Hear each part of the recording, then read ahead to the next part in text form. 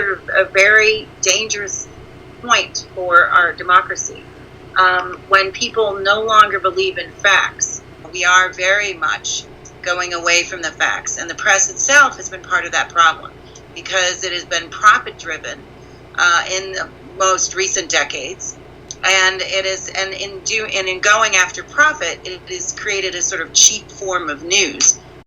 Television news has an opportunity to get back to the basics, looking at the problems that Americans face and looking at what are the potential solutions.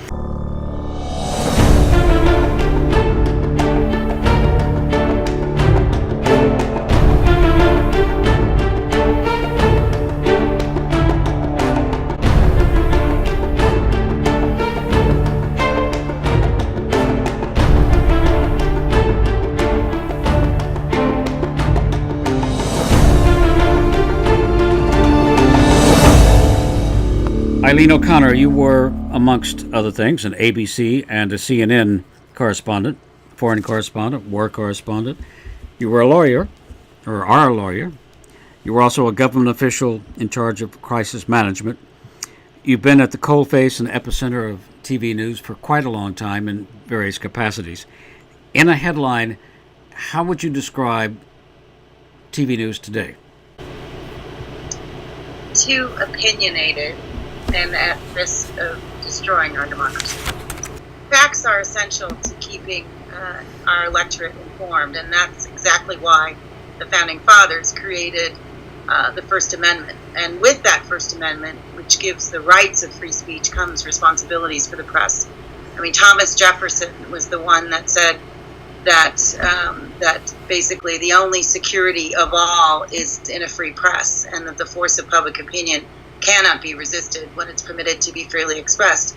He also said it was the only way really to keep the waters pure. So the press is seen as, and was seen by the Founding Fathers and others, as the fourth estate, which really was almost like a fourth branch of government, and one that was free of the other branches, enabled to essentially, and had to be responsible really, to keep those other branches in check, the judiciary, the legislature, and the executive branch and the presidency. And throughout our history, the press has done that. Of course, the press has had its swings of opinion back and forth, but it's always been rooted in fact. And I think right now, though, we are very much going away from the facts, and the press itself has been part of that problem because it has been profit-driven in the most recent decades. And in going after profit, it has created a sort of cheap form of news where it puts up a camera on two people who can argue with each other from extreme points of the political spectrum. And it's created a kind of division in our country, labeling parts of our country red, parts of our country blue, politicians red, politicians blue. And I think that's actually sort of undermined the political discourse in our country and cheapened it, really. Enabling us, instead of having arguments based on fact, we are now having arguments really which are more ad hominem attacks against people, and that really is destructive. But given the internet and other influences that have put TV news under huge pressures, what could they be doing in this real world they operate in? Well, they can be showing that they can be actually going out and doing more reporting. Perhaps there should be some consolidation, but they also should be seeing themselves as journalists have to be part of the public good. They have to be seen as a bit of a corporate social responsibility, because ultimately the only way a free market is successful is in a democracy. And so corporate interests should recognize that journalists have a very important role to play in creating a strong and stable democracy and enabling Americans to have a sort of informed public discourse that actually enables good public policy that benefits all people and all sectors of society. Now, for example, what would you have the evening newscast do they're not doing now? Well, a little bit less of, kind of the sort of latest viral video, and perhaps going out into the Midwest and showing where technology is actually leaving people behind, but looking down the road and looking at what are driverless cars going to mean for the trucking industry, for example? What is that going to do to cities and towns across America where trucking is the main kind of industry? And then talking to politicians in a responsible way to say, okay, well, what are you going to be doing about that? And have you looked down the road? And how do we deal with that? What do we do for those people? And I think that's covering those kinds of stories, having a little bit more thought as opposed to lurching between the sort of horse race that we see all the time. Who's up, who's down, Democrats, Republicans, independents, what have you. And really focus again on policy and what's driving policy, what are the issues, what are the problems that need to be solved, and looking at potential solutions. Instead of interviewing pundits, interview academics, interview experts. We've really gone away from real experts, and we've really focused more on people who are more entertainers than they are experts. And I think that's a real danger. Many executives who run these TV companies and divisions will say, and I'm sure you've heard it before, said, we do as much of that as we can. We do quite a bit, but we have to serve an audience, we have to serve a public, and we have to survive. And that's a very difficult environment, and that it's all very well for critics, such as yourself, to say do this and do that, but if we don't have an audience, we can't have the advertising, we'll go out of business, and then we won't serve anyone. I wonder if those opinions are actually based on data. I found, let's look at where audiences go as well. There's a lot of audiences on the History Channel. There's a lot of audiences on Discovery and documentary channels. So clearly people want fact-based reporting that has an in-depth kind of reporting.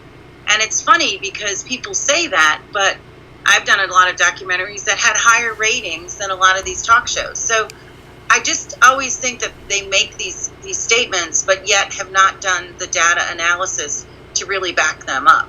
And it's just more follow the leader or follow what the trend is doing, as opposed to staking out a sort of responsible way. Let's look at the Washington Post. They are spending money on journalism, good journalism, and their subscriptions are soaring, both online and in print. And so I think that that's an underestimation of the American people when they make those statements. Despite the fact that Donald Trump calls the media the enemy and evil, there's been a spike in ratings. Without Trump, would television news be struggling more than it is to be relevant? I think they would have needed to find a way to be relevant, because I think that this constant focus on the horse race is in fact part of the reason that Donald Trump was elected. Because I think there were a lot of people that were in the electorate that were very, very dissatisfied with the way our economy has been going, the way that policies have been enacted, the stalemate in Congress, certainly over the last almost decade and a half. Did television miss that story? Sorry? Did television miss that story? Absolutely. Television missed that story by focusing.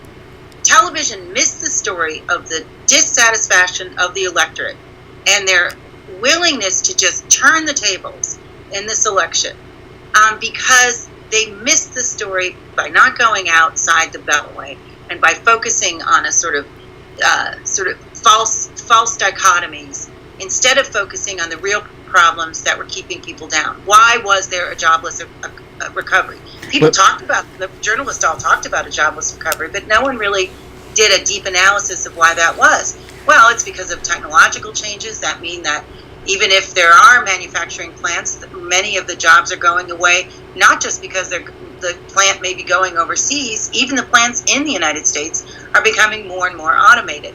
So how do we counteract that? Do you not feel that this Beltway, I'm sorry to interrupt, do you not feel that this Beltway focus that you talk about had been going on for quite a long time? It wasn't just in the last couple of years. No, the Beltway focus has been going on for a considerable amount of time, ever since the news divisions and corporate interests corporations who had bought the news divisions and networks that had news divisions. The sort of focus on the Beltway began when it was seen that it could be pretty profitable to just put up a camera, put some people around a table, and argue about policy. But what was happening was they were really arguing partisan positions and not actually the essence of the policy. So that's where you started getting people, kind of labeled red and blue. And the wider apart those people at that table were, the farther apart they were in their opinions, meant for greater entertainment and a sort of more sort of entertaining discussions. But it wasn't a discussion that really leads to good policy. And that's where I think that television news has an opportunity to get back to the basics, looking at the problems that Americans face and looking at what are the potential solutions. And I think that Americans are really hungry for that, because they're not even getting that necessarily, certainly on social media they're not getting it. I mean, they can be getting it in online newspapers, but they're not getting that kind of discussion in social media sort of feeds and also on broadcast news. So you think it is possible that television news could become more quote-unquote relevant, do these kind of things you've been speaking about, and survive financially?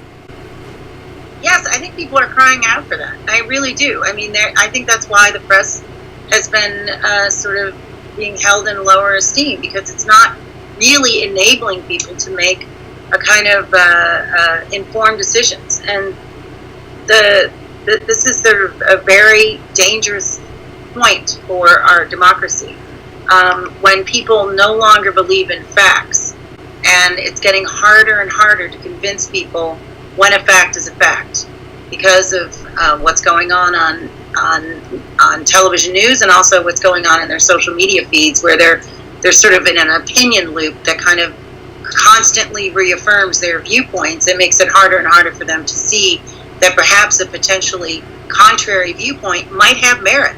Insights and ideas for the future. What do you see? Broadcast journalists have to take back their critical function in a democracy, and they have to start focusing on the facts. And when there are people arguing from just a purely emotional point of view, or they're arguing based on false facts, those people have to be called out. I think it's imperative that television news, which is seen by many, many people, have to take back their role as the fourth estate, as the check and balance on the power of government, and their role in informing an electorate with expert opinion. Just because someone calls themselves an expert doesn't mean they are. As a lawyer, when you call yourself an expert in a court of law, you have to go through a stringent test. And I think that the networks and reporters, the people they're interviewing on the network, should be actually going through at least a similar checklist before they're put on the air. And I think that right now, corporations who own journalistic enterprise will recognize that we're at a really perilous point in our democracy, and that the demise of expertise and the rise of opinion-based journalism is dangerous for our democracy, and therefore dangerous for their business interests and dangerous for the stability of the United States. And it's now more important than ever for them to actually take back their function as the check and balance on power and a responsible information center for the American people. Eileen O'Connor, former ABC and CNN correspondent, war correspondent, White House correspondent, lawyer, former government official specializing in crisis management, and I can testify, once an ABC producer. Thank you very much for joining us and contributing to TV news, insights, and ideas for the future. Thank you. Thanks. Thanks, Mike. The issues are profound and urgent, solutions critical to a free society. If you believe that you can contribute insights and ideas for the future of video news, we'd like to hear from you. You might have the next big vision. Book your Skype interview by emailing me, mikeleenews@mac.com. mikeleenews@mac.com. TV News, Insights and Ideas is a not-for-profit project by Mike Lee. It is not limited to any one news organization.